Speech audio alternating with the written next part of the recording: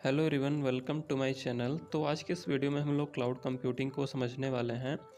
Cloud computing एक ऐसी service provide करता है जिससे आप इंटरनेट पे अपने लार्ज अमाउंट ऑफ डेटा को स्टोर कर सकते हैं और इससे आप किसी भी जगह पे या किसी भी टाइम पे आप इसको एक्सेस कर सकते हैं।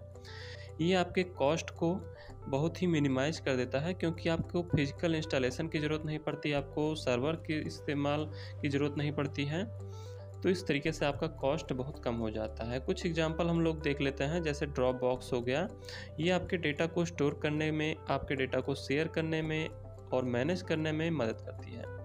इसी प्रकार से माइक्रोसॉफ्ट एज्योर हो गया, ये आपके लार्ज अमाउंट ऑफ डेटा को स्टोर करता है, उसका बैकअप रखता है और किसी भी तरीके से जो है आपके डेटा को सुरक्षित रखता है। Evolution of cloud computing. तो क्लाउड कंप्यूटिंग एवोल्यूशन को जानने के लिए हमको कुछ टेक्नोलॉजी को पढ़ना होगा, जिसमें आपको डिस्ट्रीब्यूटेड सिस्टम को जानना ज़रूरी है। तो डिस्ट्रीब्यूटेड सिस्टम क्या होता है, इसको जानने के लिए आपको ये समझना होगा कि आप जब भी डेटा को शेयर करते हैं, डेटा का आदान प्रदान करते हैं, तो उसमें आपका एक नेटवर्क होता है। उस नेटवर्क में कई सारे जो है नोड्स या कंप्यूटर सिस्टम होते हैं और उन सभी पे आप अपने डेटा को शेयर करते हैं। ये सभी जो नोड्स होते हैं वो अलग अलग स्थान पे होते हैं और एक नेटवर्क के थ्रू जुड़े होते हैं। तो इस पे आप डेटा को जब शेयर करते हैं तो ये डिस्ट्रीब्यूटेड सिस्टम में आता है। जैसे कि आपका ईथरनेट, ये आप एक ऐसी टेक्नोलॉजी है, एक ऐसा नेटवर्क बनाता है जिसमें आप अलग अलग जगह पे आपके होते हैं नोड्स और आप उस पे जो है डेटा को शेयर करते हैं। आपका इसमें रिसोर्स शेयरिंग भी आता है, जिसमें आप डेटा शेयर करते हैं, हार्डवेयर का और सॉफ्टवेयर का भी शेयरिंग करते हैं। और इसके बाद में आपका आता है इसको एरर का डिटेक्ट करना, जैसे कि फॉल्ट डिटेक्शन हो गया, तो एरर इसमें क्या आया या फिर एरर को आप कैसे करेक्ट कर रहे हैं, कैसे ठीक कर रहे हैं। तो ये सभी चीज़ें आपका डिस्ट्रीब्यूशन सिस्टम में आता है, डिस्ट्रीब्यूटेड सिस्टम में आता है और इसके कुछ एग्जांपल आपने देख लिए हैं। अब इसके बाद में हम लोग देखेंगे कुछ और कंप्यूटिंग, जैसे कि यहाँ पे आपको मेन फ्रेम कंप्यूटिंग दिख रहा है। मेन फ्रेम के बाद आपका होता है cluster computing, grid computing and web 2.0 computing. इसी प्रकार से आपका विजुअलाइजेशन आता है। कई प्रकार के आपके कंप्यूटिंग आते हैं। तो अभी हम लोग मेन फ्रेम कंप्यूटिंग को देखने वाले हैं।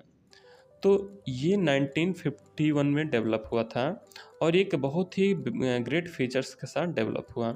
ये एक लार्ज अमाउंट ऑफ डेटा को डील करता है, मतलब बड़े बड़े और कॉम्प्लेक्स डेटा पे आपका प्रोसेसिंग करने का काम ये मेन फ्रेम कंप्यूटिंग करता है।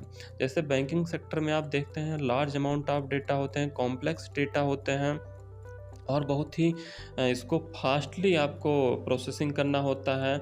तो इसके लिए आप मेन फ्रेम कंप्यूटिंग का इस्तेमाल करते हैं। ओके, तो इसके लिए आपको बहुत ही लार्ज साइज ऑफ हार्डवेयर की आवश्यकता भी पड़ती है। तो और ये बहुत ही एक्सपेंसिव होते हैं, तो ये सब नहीं वहन कर पाते हैं, बड़ी बड़ी कंपनियां इसको वहन करती हैं। अभी हम लोग क्लस्टर कंप्यूटिंग को जान लेते हैं। इसमें कई सारे नोड्स होते हैं जो कि एक सिंगल टास्क को परफॉर्म करते हैं। ठीक है, जैसे कोई भी टास्क आ गया तो ये कई सारे कंप्यूटर्स या नोड्स जो होते हैं उसको एक साथ मिलके परफॉर्म करते हैं उस टास्क को। तो इसलिए इसका जो प्रोसेसिंग होता है और परफॉर्मेंस होता है, ट्रांसपेरेंसी होता है, ये सभी बहुत ही अच्छे होते हैं, बहुत ही फास्ट होते हैं। इसकी स्पीड काफ़ी फास्ट हो जाती है क्योंकि सारे नोड्स मिल करके एक काम को अंजाम देते हैं। तो इसलिए जो है क्लस्टर कंप्यूटिंग बहुत ही अच्छा माना जाता है। ये इसमें आप नोट्स को ऐड भी कर सकते हैं या फिर इसको रिमूव भी कर सकते हैं, तो ये खासियत होती है। अब ग्रिड कंप्यूटिंग हम लोग जान लेते हैं कि क्या होता है ग्रिड कंप्यूटिंग। तो इसको जो है 1990 में इंट्रोड्यूस किया गया था। इसमें डिफरेंट नोड्स, अलग अलग नोड्स जो होते हैं वो अलग अलग जगहों पर रहते हैं और किसी एक नेटवर्क के साथ जुड़े होते हैं इंटरनेट की सहायता से। तो इस तरह से आपका जो है ग्रिड कंप्यूटिंग कनेक्ट होता है। ठीक है, सभी कंप्यूटर्स जो हैं अलग अलग प्लेस में होने के बावजूद भी ये एक दूसरे से कम्युनिकेशन परफॉर्म करते हैं। ग्रिड कंप्यूटिंग में जो नोड्स होते हैं वो अलग अलग ऑर्गेनाइजेशन के भी हो सकते हैं या होते हैं और ये अलग अलग जगहों पे रहते हैं और इनके नोड्स के बीच में दूरी जो है बढ़ जाती है, इसलिए ये प्रॉब्लम भी क्रिएट करते हैं। अब हम लोग वेब 2.0 कंप्यूटिंग को जानने वाले हैं। तो इसमें क्या होता है कि जो यूजर्स होते हैं वो अपने कंटेंट को जनरेट करते हैं और दूसरे लोगों के साथ में कोलैबोरेट कर सकते हैं, ठीक है, अपना इंफॉर्मेशन को शेयर कर सकते हैं। ये जो वेब 2.0 है ये सेकंड जनरेशन की टेक्नोलॉजी WWW पे काम करती है और इसके सर्विसेज को यूज करती है। लेकिन ये आजकल जो है काफ़ी यूज में आ रहा है। जैसे आपका जो फेसबुक हो गया, इंस्टाग्राम हो गया, ट्विटर हो गया, ये इसी टेक्नोलॉजी पे काम कर रही हैं। नेक्स्ट टॉपिक है वर्चुअलाइजेशन। तो वर्चुअलाइजेशन ये 40 ईयर पहले ही अस्तित्व में आ गया था और ये हार्डवेयर के ऊपर सॉफ्टवेयर लेयर का यूज करता है और ये कस्टमर को क्लाउड कंप्यूटिंग का सर्विस प्रोवाइड करता है। अब आता है यूटिलिटी कंप्यूटिंग। तो यूजर के नीड के अकॉर्डिंग यूटिलिटी कंप्यूटिंग का जो है इस्तेमाल होता है। यह किसी यूजर, किसी कंपनी या किसी क्लाइंट को डेटा स्टोरेज रेंट के रूप में प्रोवाइड करती है।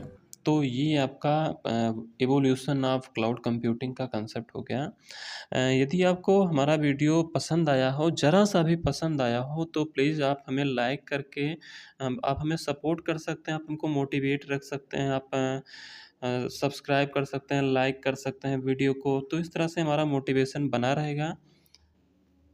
फिर मिलेंगे आपसे नेक्स्ट वीडियो में। Till then bye bye, take care, thank you so much. Okay, thank you.